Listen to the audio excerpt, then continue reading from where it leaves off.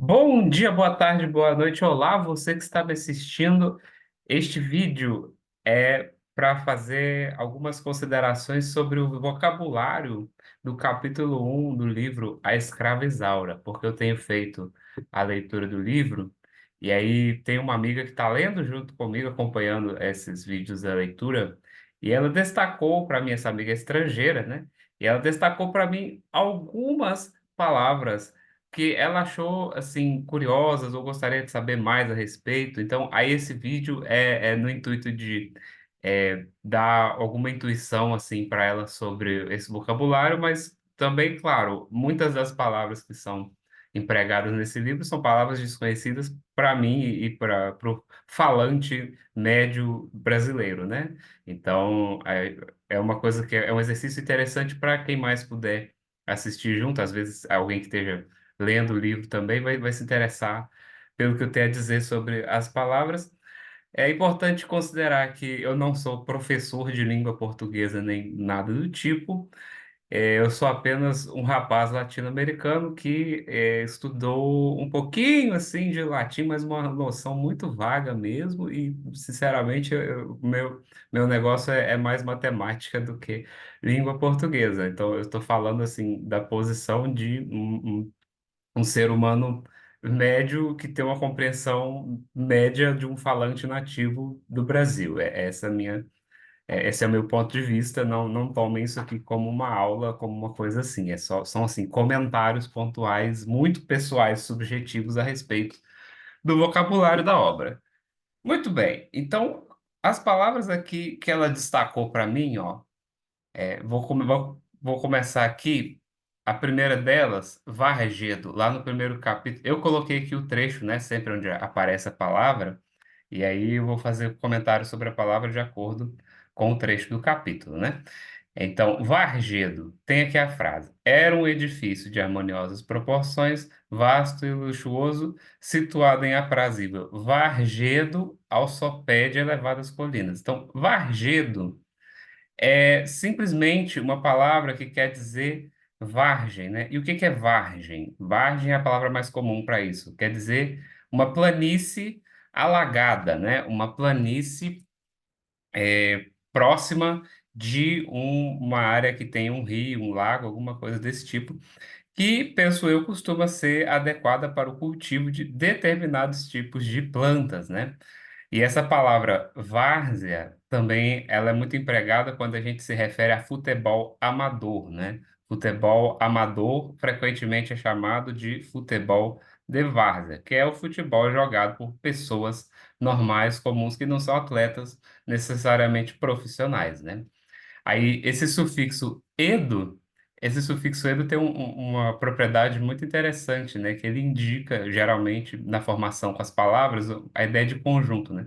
Então, varjedo seria assim, um conjunto de vargens, um conjunto de planícies próximas a áreas que tem água. Enfim, do mesmo modo que arvoredo, você pode pensar como um conjunto de árvores, né? Eu coloquei aqui como exemplo de uso do sufixo edo, né?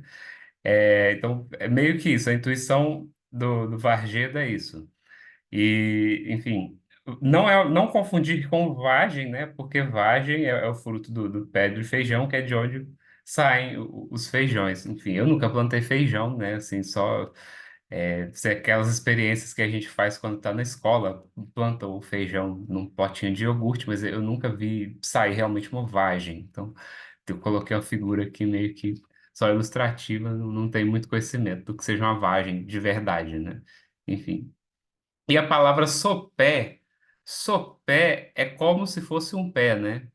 Tipo assim, se você tem uma montanha, você pode pensar que a montanha tem a parte aqui onde você está meio que próximo aqui do plano, né? E aqui é como se fosse o sopé, né? Eu não sei mesmo se a palavra sopé tem alguma coisa a ver com a palavra pé, mas é como eu faço a intuição, né? Aqui. Encosta seria a parte inclinada aqui da montanha, né? Como se fosse o meio e o pico é a parte mais alta. Então, sopé nada mais é do que uma das alturas, assim, uma das partes, né? Da montanha. Enfim, eu esqueci de colocar. Ah, não, coloquei aqui, tá nesse trecho, tá? Beleza. Então, essas duas para esse trecho. Ótimo. Próximo trecho tem a palavra ping. Nossa, essa palavra aqui, ela não é nem um pouco comum. Eu não tinha nunca ouvido falar dessa palavra antes, né?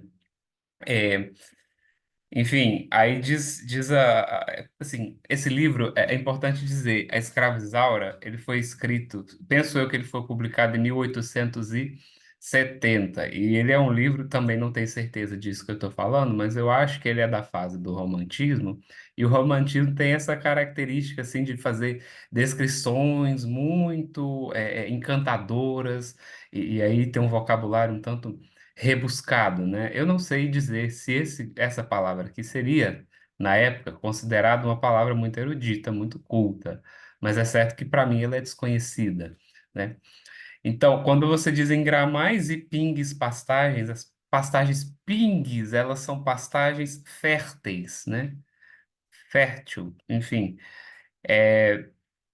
E isso vem do latim, tem uma palavra pinguis, né? Pinguis em latim, que é um adjetivo que quer dizer exatamente isso, uma coisa rica, uma coisa fértil, etc, etc, né? Então, é só isso. Eu não sei muito o que dizer sobre essa palavra, porque ela me parece uma palavra em desuso, se não muito, muito rara, né? Tá bom, valado, caramba, essa palavra aqui é muito interessante. Valado é uma palavra super legal. Por quê? Ela me lembra da palavra inglesa wall, né? Porque aqui a palavra wall vem da palavra latina valum, tá? E o que que é valum em latim? Valum é quando você tem, por exemplo, algum acampamento, alguma fortificação, e aí você tem uma fossa aqui, né? E você tem uma espécie de um muro aqui cercando, né? Esse muro aqui é como se fosse uma proteção aqui, né? Então, eu tirei isso aqui do livro de latim que eu estudei, que é um livro que se chama Família Romana, né? Então, uma das lições lá é sobre isso, né? E aí tem uma frase em latim aqui que eu não sei porque eu pus, mas que é circumcastra fossa et valum longum et altum est. Isso quer dizer simplesmente que em volta do acampamento, né? Isso aqui é uma imagem de um acampamento militar. Tem uma fossa e um muro, né? Então, é um muro, um cercado, é um wall, né? Enfim. Então, aqui diz o significado de valado. Vala rasa, né? Isso aqui também é uma outra maneira de dizer buraco, né? É vala, então se você vê a palavra vala em algum lugar, pelo menos para mim, a primeira coisa que me vem à cabeça é buraco, né? Uma vala é um buraco, né? Então, mas um valado, que também para mim não é uma palavra que eu já tenha visto em algum momento em português, né? Vala eu já vi, valado não. Significa esse cercadinho aqui. Então, o texto deve estar falando de algum cercadinho que tem um muro, talvez um buraco assim, umas plantas, né? Quase não se via aí muro, cerca, nem valado, né? E aí depois da palavra valado tem sebe e tem vergel. Então, jardim, horta, pomar, pastagens e plantios circunvizinhos, né? Até inclusive circunvizinhos, né? Tá até aqui, ó, em volta, né? Você vê que essa preposição latina aqui, circun significa em volta, né? Eram divididos por viçosas e verdejantes sebes de plantas diversas, né? E, e aqui tem a palavra vergel. Vergel significa simplesmente jardim, né? Então, sebe é como se fosse uma cerca viva, né? Uma cerca de plantas, e aí ela pode ser, né? De bambus, de piteiras, de espinheiro, de gravatado, o que for, é uma cerca viva. E vergel é simplesmente um pomar, né? Vergel é simplesmente um pomar, é um jardim, né? E aí que eu coloquei a curiosidade, né? Em latim, viridis significa verde e o que é forte. Eu vou chutar que a palavra viridis tem a ver com virilidade, porque tudo vem do mesmo radical vir, né? Aquilo que é forte, aquilo que é viril, aquilo que tem a ver com vir, que quer dizer em latim homem, né? Mas eu não sei se é verdade isso. Eu posso estar falando besteira, mas na minha cabeça me parece que em algum momento viridiarum, né? Era um lugar que tem coisas verdes, né? Algum lugar que tem plantas, enfim, vigorosas, etc. E aí, de alguma maneira, isso veio a dar vergel no francês. E aí, acho que até o final do século XIX era muito comum que os escritores brasileiros fizessem, assim, alguns empréstimos com palavras francesas, né? Isso foi caindo, mas em certas épocas da literatura existe muito empréstimo assim, com palavras francesas. Não sei bem como é isso, não sou professor de literatura, enfim. Mas, de novo, é uma palavra muito incomum que eu estou aprendendo agora, né? Essa palavra aqui é novidade para mim, eu não sabia da existência dela, né? Alpendre é uma palavra comum, tá? Quer dizer varanda, é uma varanda assim, né? Com tipo assim, na frente da casa, com um telhadinho, com um cercadinho, assim, com umas ripas, né? Alguma coisa desse tipo. Isso aqui são exemplos de alpendre. E barranco, né? Barranca para mim é a mesma coisa que barranco, né? E barranco eu penso em uma espécie de um morrinho, assim, de terra, né? Isso aqui são imagens para representar, enfim. E aí diz o trecho aqui, né? A casa apresentava à frente às colinas, né? Então, uma casa tipo assim, com uma colina lá para frente, assim, tal, em algum lugar da frente, né? Entrava-se nela por um lindo alpendre, todo enredado de flores trepadeiras, não sei o quê. Então, imagina as flores trepadeiras aqui, não sei como se desenha ao qual se subia por uma escada de cantaria de 6 a 7 degraus. Os fundos eram ocupados por outros edifícios acessórios, senzalas, pátios, currais, celeiros, por trás dos quais se estendia o jardim, a horta e um imenso pomar, que ia perder-se na barranca do grande rio. Ah, pronto, eu cheguei no ponto importante. Barranca, é, sabe aquela música? Bate forte o tambor. Então, aí essa música tem uma versão russa que é totalmente psicodelicamente, assim, significa outra coisa que não tem nada a ver com o que significa no original brasileiro, que se chama Mальчик хочет в Тамбов, que é, assim, quer dizer, o menino quer ir para Tambov, né? Enfim, quem tiver curiosidade com a língua russa, pesquise isso, é uma coisa engraçada de se ver, porque o clipe é totalmente nada a ver com coisa alguma. E aí, nessa música, na versão original brasileira, tem essa frase, né? As barrancas de terras caídas faz barrento o nosso Rio Mar. Então, essa figura aqui é boa para pensar nisso, né? Porque tá caindo realmente terra dentro do rio, e o rio vai ficando com essa cor aqui de barro, né? Enfim. Várias palavras. Orla é uma palavra comum, quer dizer beira, né? Se você tem um lago assim, né? Aí se você fica caminhando aqui ao redor do lago, por exemplo, isso aqui é como se fosse a orla, né? Você pode caminhar na orla de uma lagoa, por exemplo, enfim. A orla é simplesmente a beira, né? Févera é uma palavra esdrúxula para mim, é uma palavra esquisita, uma palavra desconhecida, eu nunca vi na minha vida. Mas me parece que em português de Portugal ela é de uso corrente, né? Então você pode pedir umas febras de porco, umas febras de boi, talvez, não sei, né? E isso quer dizer simplesmente fibra, é uma variação da palavra fibra, né? Então, e ribanceira, para mim, não tenho, assim, uma nuance diferente na minha cabeça sobre ribanceira. Para mim, ribanceira quer dizer simplesmente barranco, é a primeira coisa que eu penso, né? Então, como barranco a gente já viu aqui, né? Enfim, viração também. Viração é um vento suave e fresco. É vento, pronto, é uma brisa, assim.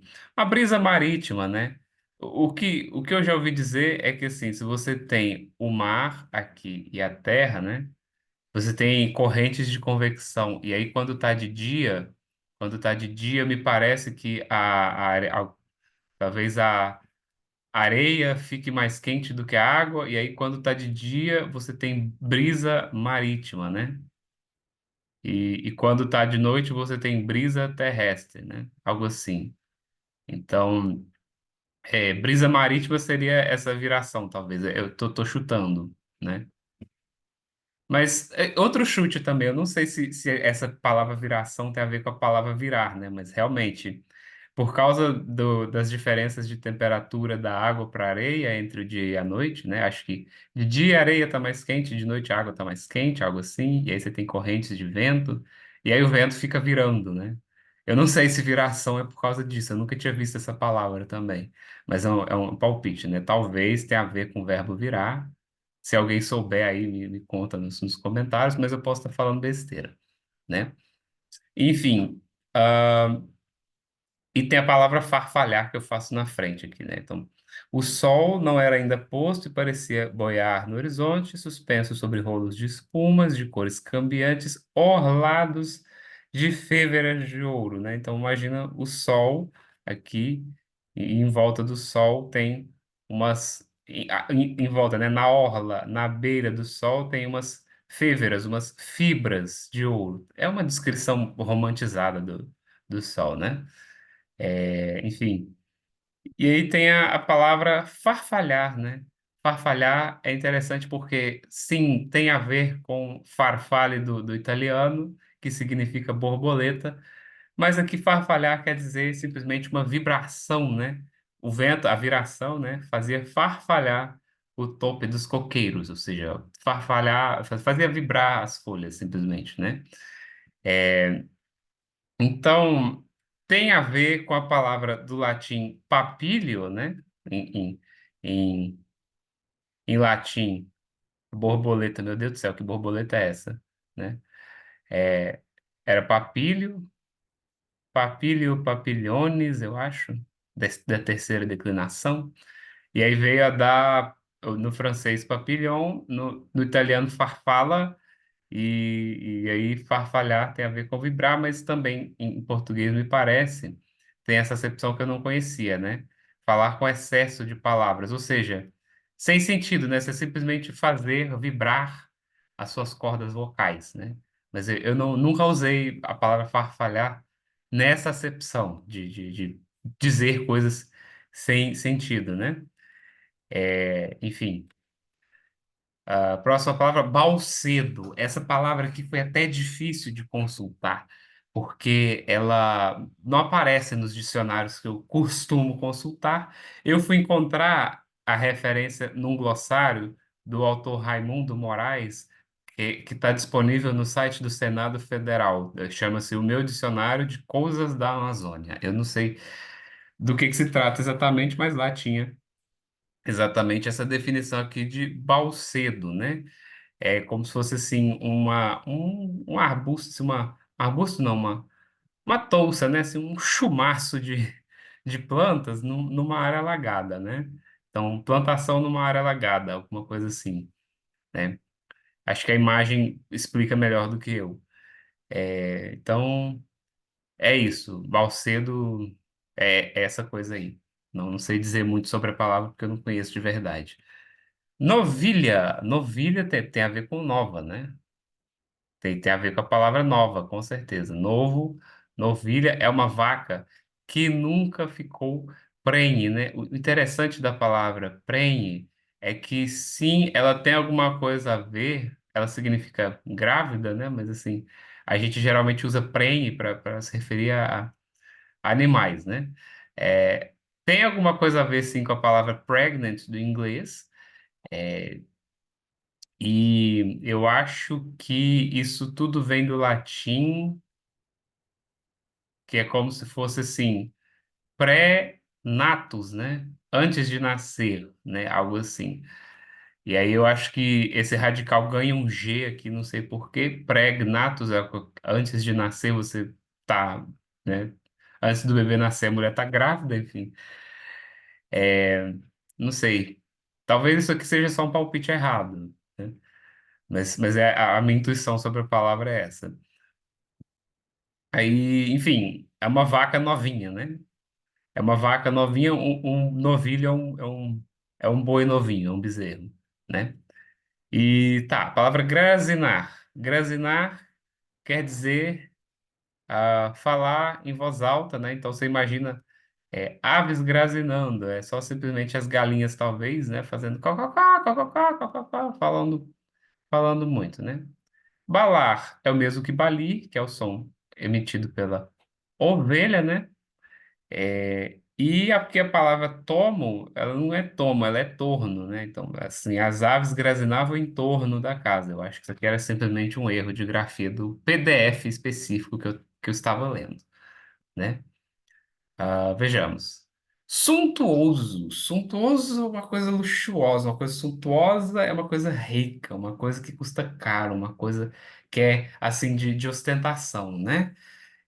Então, a suntuosa propriedade era uma casa rica. A escrava Isaura morava numa casa rica, né? Numa casa luxuosa, numa casa opulenta, né? Se você quiser também. Enfim, copla. A palavra copla me parece totalmente desconhecida. O único contexto em que eu deparei com ela foi exatamente este livro, portanto, copla, a definição para mim é exatamente isso que ela canta, tá? Isso aqui a escravizaura está cantando uma copla, um poema lírico, né? Geralmente composta de quatro heptassílabos, né? Heptassílabos. Se você contar as sílabas, ó. Desde o berço respirando, são sete. Porque a gente não, quando a última sílaba não é tônica, a gente não conta ela como sílaba poética. Então desde o berço respirando. São sete. Os ares da escravidão. Aí eu já contei a última porque ela é tônica, né? Como semente lançar, dá, você não conta. Enfim. E aí, heptassílabo é mais ou menos por isso, né? Se você fizer com os versos, você vai conseguir contar sete, né? Em terra de maldição, a vida passo chorando, minha triste condição. Enfim, mas isso é uma copla. Não sei a raiz da palavra, nem nada assim. Tá, alado é aquilo que tem asas, né? Ala, em latim, é asa, né? Então, do bosque, o alado cantor, imagino que esteja. Deixa eu ver, onde é que eu vi a palavra alado? Eu acho que eu esqueci de colocar o lugar onde eu pus a palavra. Não, tá, foi. É que foi aqui, né? No bosque, o alado cantor estava aqui, eu esqueci de destacar, né? Mas eu imagino que seja um pássaro, né? O pássaro fica lá cantando e ele tem asas, beleza. Aí a palavra ala veio a dar a palavra alado, mas veio a dar a palavra asa, né? Por que que a gente não diz que o pássaro tem alas? A gente diz que ele tem asas. Não tenho ideia, tá? É uma transformação que eu não sei por que que se deu. Mas é o mesmo mecanismo, talvez, de pugna, né? Pugna em latim é simplesmente, creio eu, é uma briga? Talvez, né? É, aquilo, porque é uma briga, você briga com os punhos, né? E aí, repugnante manteve a forma do radical, né? Não, você não diz repugnante, você diz repugnante, né? Mas a palavra punho vem a ser com NH, né? Do mesmo jeito que pregnant, que é no inglês, veio a ser prenhe com NH no português, né? Não sei por que as formas das palavras são assim, eu apenas uso, não tenho um comentário muito legal para fazer. A palavra ala, inclusive, eu esqueci de colocar essa observação aqui. Por exemplo, se você está num supermercado, você tem vários corredores, né? Vários corredores. Então, aqui você tem a ala de, por exemplo, produtos de higiene e limpeza, né? Então, aí você tem a outra ala de, por exemplo, massas, sei lá, ou a ala de, sei lá, biscoitos, etc. Não sei. Cada corredor desses aqui, né? Então, ala pode ser pensada como um corredor, como um setor também, né? Mas por que que eu estou dizendo isso? Porque no inglês também tem uma. Como é que você diz corredor do supermercado em inglês? Você diz exatamente assim, né?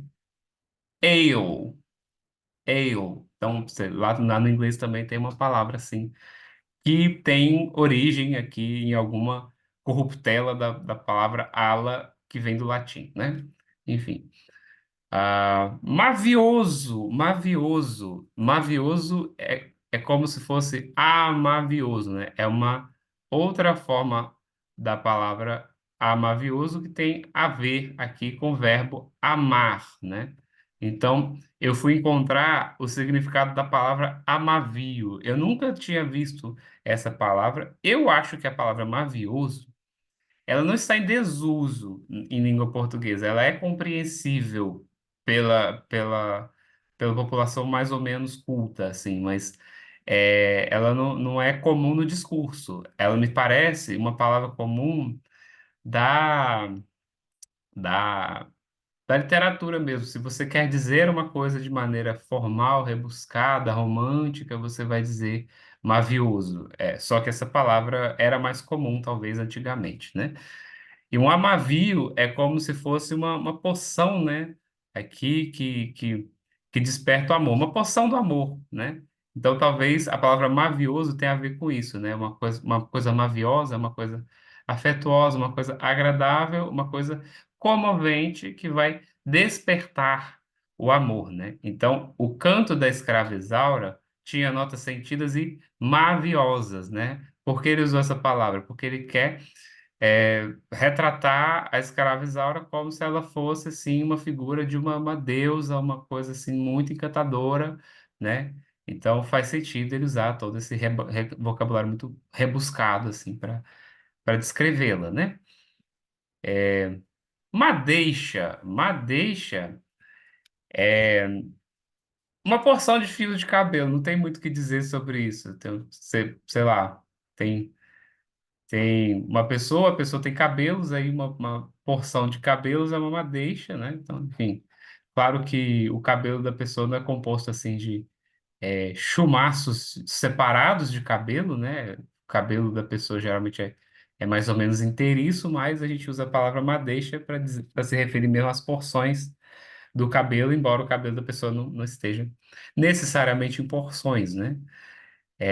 A tez é a pele, especialmente a pele do rosto. Essas duas palavras aqui são relativamente comuns, elas não estão esquecidas na língua portuguesa, não. Madeixa, principalmente, né? Você vai no salão, você pode dizer isso hoje em dia, vou cuidar das minhas madeixas, né? Que é uma maneira, assim, um tanto romântica de dizer, de se referir ao cabelo, mas, enfim, é correta e é de uso corrente. E tez é uma palavra menos comum, eu sinto, mas também quer dizer pele, né? Enfim. A tez é como o marfim do teclado. Ah, meu Deus, que coisa bonita, né? Aquela imagem idealizada, quase sacralizada, assim, da mulher com a pele perfeita. Ah, que coisa. Enfim, né? Foi um livro escrito em 1870.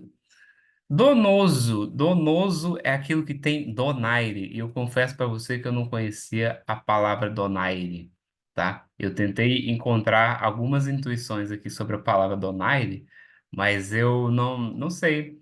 Falhei um pouco assim, porque tem alguma coisa a ver com a palavra donarium do latim, tá? Que eu também não conhecia. Donário é como se fosse uma oferenda a algum deus, né? Uma oferta, algo assim. Então, por que transformações? Por que série de transformações a palavra que significava oferenda passou a significar elegância, né? Porque donaire, eu coloquei no slide lá da frente, mas eu vou já falar aqui. Elegância, né? Donaire é simplesmente elegância. Então, não sei, eu acho que a pessoa, quando faz uma oferta, ela oferta a Deus, e aí, quando a pessoa ela tem dotes, né? Que ela tem dons, ela tem coisas especiais sobre ela, então a gente diz talvez que Deus deu para ela, né? Aqueles dotes, aquelas capacidades, enfim, então ela ter donaire é como se fosse assim, ter uma elegância intrínseca, né? Ter nascido com o dom da elegância, alguma coisa assim, né? Mas sinceramente eu não conheço a palavra, estou tentando conhecer na medida que eu explico, né? Inefável, a palavra inefável é maravilhosa. Essa eu tenho uma boa intuição sobre ela. Inefável é aquilo que não se pode exprimir por palavras, né? Inefável é aquilo que você não consegue, não consigo, eu não, uma coisa que para mim é inefável é uma coisa que eu não consigo falar, tá? É como se fosse infalável, mas essa palavra infalável não existe, né? Porque realmente existe a palavra na língua latina, existe um verbo que eu acho que é até depoente, que no infinitivo é fare, né? Que quer dizer falar, tá? Se eu me lembro direito das minhas lições de latim, quem for professor de latim, me corrija se eu estiver errado, enfim. Mas aí, por exemplo, a pessoa que fala, a pessoa falante, tem como é que se diz, gente? Tem a formação da palavra que é o particípio ativo, né? Particípio ativo do verbo. A pessoa que fala, ela é falante. Então, em latim, isso é fans, né? A pessoa que fala. E aí, a pessoa que não fala é infans, né? Infans é um bebê. Infans, em latim, é um bebê, tá? Por quê? Porque ele não fala, né? E daí que vem a palavra infantil, né? Também. Também desse radical tem a palavra fábula, né? Fábula é aquela coisa que é falada, né? Uma fábula é uma história que foi falada de boca em boca, então é uma coisa da tradição oral, enfim. Tem a ver com o verbo falar também. Enfim, e tudo isso a propósito de inefável, que tem a ver com o nosso verbo falar e que tem a ver. Não sei se tem a ver com o nosso verbo falar de verdade. Eu espero que eu não esteja falando besteira, mas isso aqui é certo, que Fare veio a dar ênfase e que Fare tem a ver com fábula também, né? Enfim. É, tá bom, então o colo donoso é o colo elegante. Eu não sei, agora eu tô em dúvida, porque colo, eu não sei se ele quer realmente dizer pescoço, né? Eu acho que é, porque realmente pescoço, tanto tem a ver com pescoço que no pescoço a gente usa o colar, né? Colar, a gente pode ter um torcicolo, que é quando você torce o seu pescoço, né? Enfim, não sei se ele quer dizer pescoço aqui. Eu acho que sustenta com graça inefável o busto maravilhoso. Eu posso pensar que o pescoço sustenta o busto, mas eu não sei se é bem o pescoço. Eu acho que é mais essa região, assim, né? Colo donoso. Essa região elegante sustenta o busto dela, e o busto tem uma graça inefável, que é uma graça que ele não consegue falar, né? Não consegue falar, mas fica falando, fica escrevendo várias palavras difíceis, enfim. Inexprimível, é isso. Falei demais também. Fronte é a testa. Pronto. Ocaso é uma palavra muito interessante, porque em latim tem o verbo cair, né? Que no infinitivo é cadere ou cadere, não tenho certeza, mas que tem uma forma do supino, do particípio, enfim, que é isso aqui, né? Casum. Casum é é uma forma para formar os particípios. Eu já não me lembro muito bem. Algum dia eu gostaria de voltar a estudar latim, só para saber explicar esse tipo de coisa melhor. Mas, por exemplo, a nossa palavra caso tem a ver com isso aqui, tá?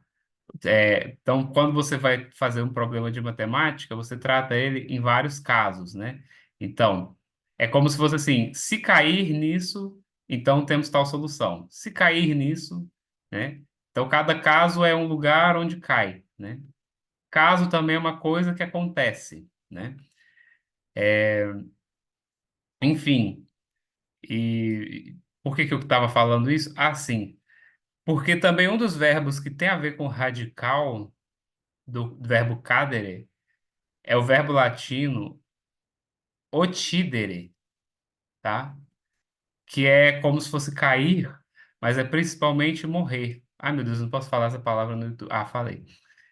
Falecer, pronto. Eu não sei se aceita. Eu espero que não dê problema. Tá, então otidere é finalizar a vida, pronto. É algo assim. Aí. sei lá, por exemplo, o nome, o particípio de, como é que se diz? Participativo, né? O que está caindo é o cadente, né? Então, o que está finalizando a vida, lá no latim se forma assim, né? Otidens. Então, isso aqui veio a dar o nosso ocidente, tá? O nosso ocidente. Então, o ocidente é onde o sol cai, né? O ocidente é onde cai o sol, onde se põe, onde, onde se põe o sol, né? Algo assim. E simplesmente quando esse verbo para finalizar a vida, né? Ele tem esse supino aqui com o mesmo radical, né? Então vem a dar aqui o casum. Talvez, eu não sei se essa palavra existe em latim de verdade, não sei. Me perdoe se não existir, mas ocaso é por isso, é o pôr do sol porque é onde o sol cai, né? E é uma palavra comum, tá? Todas essas palavras aqui, assim. As palavras mais incomuns que apareceram aqui, donoso e donaire. Donoso e donaire são palavras que você esqueça porque você não vai ver no idioma falado. Mas inefável você vê, fronte você vê e ocaso você também vê, né? Ouve, vamos dizer assim, né? Enfim, então essa palavra ocaso tem uma Uma intuição muito interessante. Inclusive, e aí eu já não sei se eu estou certo de falar também isso, né? Mas assim, lá em russo tem um verbo que é papast, que é algo acontecer ou então vir a cair numa determinada situação, né? E aí eu acho que tem um pouco a ver com essa coisa, com essa ideia de caso, de ser alguma coisa ser o caso, né? E eu acho que tem alguma coisa a ver com o verbo para cair. Mas eu não tenho certeza, né? Enfim, são só intuições que podem estar erradas. Realçar é destacar, é salientar, né? Então, alçar realmente, né? Alçar tem a ver com a ideia de colocar uma alça, né? Uma alça, por exemplo, se você tem uma sacola aqui, uma bolsa, qualquer coisa, a alça é essa parte arredondada por onde você segura, portanto, por onde você levanta, né? Então, você alçar alguma coisa, você levantá-la, né? Então, realçar é isso que eu estou fazendo. Por exemplo, as palavras que eu estou explicando estão realçadas, estão destacadas aqui, né? Na, no, no meu texto. Azeviche é um mineral muito, muito, muito escuro, do qual aqui no caso se fez uma cruz para a escrava, né? Uma pequena cruz de azeviche presa ao pescoço. Então ela tinha uma cruz bem preta feita desse mineral aqui, né? Bruma é simplesmente neblina, né? Então essa imagem aqui, pus uma neblina aqui para ficar visualizável, sei lá. Derradeiro é último, e essa palavra é de uso comum também. Tudo isso aqui é de uso comum, só azeviche, azeviche é uma palavra meio diferente para mim, assim, eu não conhecia essa palavra, né? Mas as outras são de uso comum. Derradeiro também é de uso comum, uso corrente, né? Quer dizer simplesmente último. Ela escutava os derradeiros ecos da canção, eram os últimos ecos da canção. Quando você finaliza a canção, né? Às vezes o piano fica tum, é isso. É o derradeiro eco, algo assim. Caça é o tipo de tecido que eu não conhecia. Parece uma palavra é, muito, assim, para mim não é usual, porque parece um termo técnico que se refere a tecido, né? Então, mas é um tecido fininho do qual você pode fazer, sei lá, uma cortina aqui no caso, né? Para separar um cômodo de outro, né? E aí entra a pessoa, assim, quando entra a pessoa, ela abre essa cortina de caça, que não é realmente para fechar, para não ser visualizável de um cômodo para o outro, é só para dar uma separada ali, né? Enfim, Donaire a gente já passou, né? Eu acho que eu esqueci algumas palavras aqui, eu acho que eu esqueci viço, mas viço quer dizer força, né? Assim, vivacidade, talvez, ou vamos colocar assim, né? Isso é força. Eu acabei esquecendo de explicar essas palavras quando eu montei o slide, né? Então, geralmente é uma palavra que a gente usa muito com relação a plantas, né? Então, se você tem uma planta aqui, uma planta bem forte, uma planta saudável, verdejante, etc, etc, a gente diz que ela tem viço, né? Então, e quando ela vai, quando vai acabando o ciclo dela, ela vai murchando e as pétalas, as folhas vão caindo, etc. E ela vai perdendo o viço, né? A juventude da planta, vamos dizer assim. Então, é, viço é como se fosse para mim, é mais apropriado para plantas, mas aí quando você diz para uma pessoa, é totalmente válido também, enfim. Langoroso eu vou ficar devendo, porque eu não consultei no dicionário. E donaire a gente já explicou, enfim. Brando é uma coisa simplesmente leve, suave, né? Então, em tom de branda repreensão, ela disse assim: Não quero que você cante mais isso. Mas ela não disse: Não quero que você cante mais isso, entendeu? Isso não seria brando, mas assim: Não quero que você cante mais isso. É uma repreensão suave, né? Enfim, amofinar é aborrecer, né? Então, o que que te aborrece, né? O que que aborrece a escrava Isaura na opinião da Malvina? Ela acha que é porque a escrava Isaura está se sentindo solitária, talvez porque não tem um namorado, ela está decepcionada, aborrecida com isso, de alguma forma, né? Para mim, não parece uma palavra muito comum. Eu não usaria jamais, porque eu não tenho hábito dessa palavra, mas ela é reconhecível para mim, ela não é totalmente estranha para mim.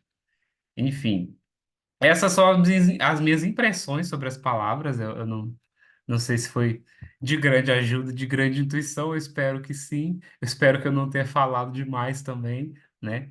Mas aí o capítulo um fica por aqui, portanto. Eu só fiquei devendo algum comentário da palavra langoroso, porque eu esqueci de colocar no slide, mas para esse vídeo foi isso. Obrigado a quem veio até aqui e até a próxima. Tchau, tchau.